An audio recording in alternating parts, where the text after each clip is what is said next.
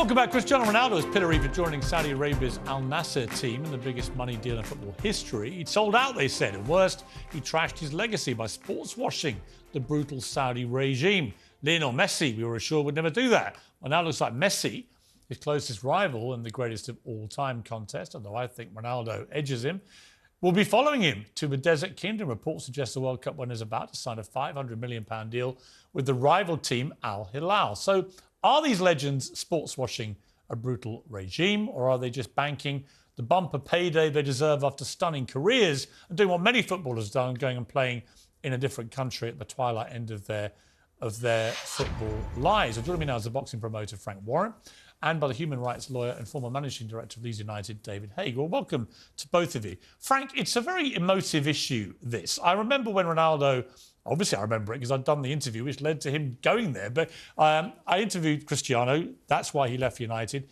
ends up going to Saudi Arabia. A lot of Messi fans mocking this, now probably having to eat their words, because it looks like Messi may be following Ronaldo because the money is simply stratospherically higher than these guys could get anywhere else in the world at this stage in their careers. Are they doing anything morally wrong? No, I don't think so. I think if you, first of all, you've got to look at the situation that, you know, last year our elected government and the Prime Minister who was elected at the time, Boris Johnson, if you remember when there was all the oil prices were shooting up very high, he went over to Saudi to try and do a deal for oil for us.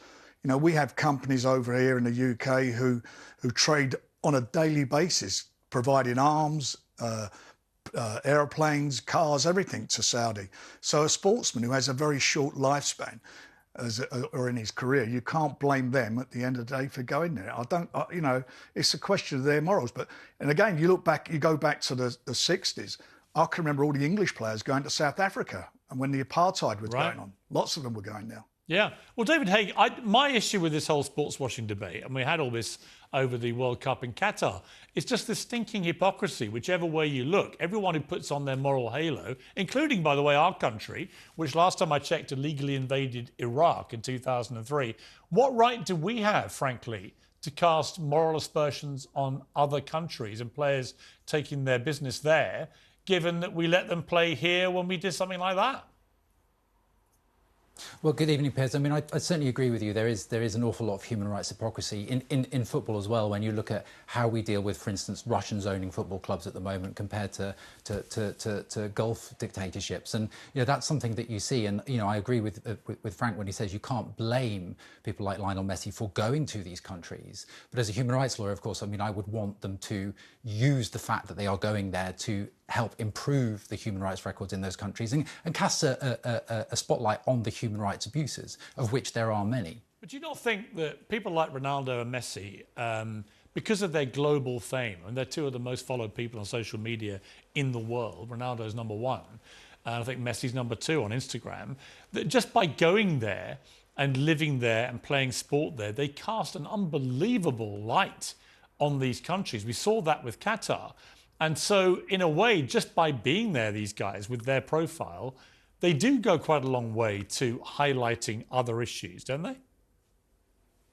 They do. I mean, that's I think one of the benefits that you get from players going to countries like this and from what we saw in the Qatar World Cup. But I think that's a smaller one. You've also got to, I think, look at the fact that, you know, the people that are being abused in Saudi and other countries, you know, and how they feel. Because at the end of the day, you know, we can debate this, you know, is Lionel Messi's football worth $500 million for a couple of years? That's not a commercial decision in terms of a football commercial decision. It's a decision by Saudi to effectively sports wash their human rights abuses. Well, actually, see, I take issue with that because, you know, I know a lot about the Ronaldo deal and everything. I don't really think that's what they're paying for. They're paying to grow football in Saudi, which we know from the Qatar World Cup how well a lot of football in that region is now going. There are teams like Morocco and others. They want to grow Saudi football to make them proper world players. I really don't think that their main reason for doing this and paying these guys all this money is to sports wash their regime or to somehow improve the world's view of their human rights. I think it's simply they want to make Saudi and other countries in the Middle East top of the world for putting on sport. I think it's absolutely true. Yeah. Let me bring in Frank. Yeah, Frank, you answer that one. Yeah, sorry, I feel that's right. It's not just football. I mean, they've invested very heavily in golf, Formula One, WWE. They've had boxing there, various sports, and it's all investment. I mean, to get someone to go there, you're going to have to pay them a premium at this stage until it becomes a destination, and that's a fact of life. But for example, the Formula One has paid off, hasn't it? They've got the whole world's eyes are on that, on big boxing events and so forth. Yeah, and I just think that from a golf, pure, which is right, and from a pure football point of view, Frank, the Qatar World Cup, Saudi Arabia beat the world champions Argentina in the World Cup. They were the only team to do so. So there's no doubt that the quality of football, I know from Cristiano in Saudi, he's been very impressed by the general quality of the football there. And the fans are really fanatical. And I come back to this issue I have with the hypocrisy. Once you put morality at the centre stage of where people can ply their trade in sport, well, where do you end up going? I mean, seriously, where do you end up going? I mean, David, you're a gay man. And you've done a lot of good work in that area in terms of LGBT rights and so on. I think it was something like a quarter of all the teams in the World Cup finals came from countries which ban homosexuality, for example. Do you not have any tournaments in Africa, for example, at all, because of their record in individual countries on gay rights? In other words, it's complicated. It's not as easy as it may seem to people sitting here in England. Yeah, no, I agree with that. I think, like as I said at the start, you've got considerable human rights hypocrisy, and I don't think it's not possible, and it's perhaps not the right thing to do to try and regulate individual players going to, for their retirement, whatever it may be, to whatever country. You're never going to be able to do that. There'll be more people doing it. There'll be more players.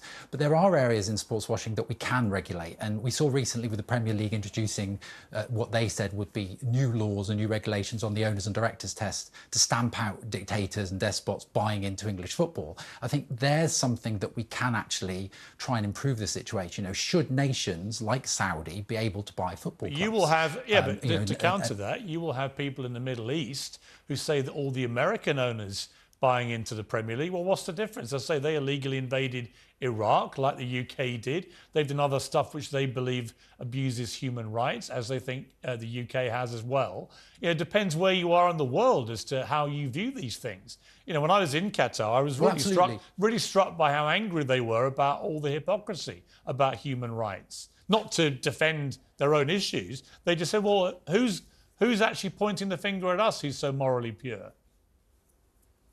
I think that's the issue that you've got, and even how do you judge? And the Football League, the Premier League in England have said that they're going to decide whether or not someone is a human rights abuser on the basis of them being on our equivalent of the Magnitsky sanction list, and then you look at who's on it, and there's effectively no one that perhaps should be. So it's a very difficult thing to say who is a human rights abuser and who isn't, who's the judge and jury of that. So whether you look at sports washing in terms of buying football clubs or players going to these countries, it's very, very difficult. But one would hope that people that have a platform, I had a platform at Leeds and I tried to improve, inclusivity and diversity and LGBT rights in football 10 years ago.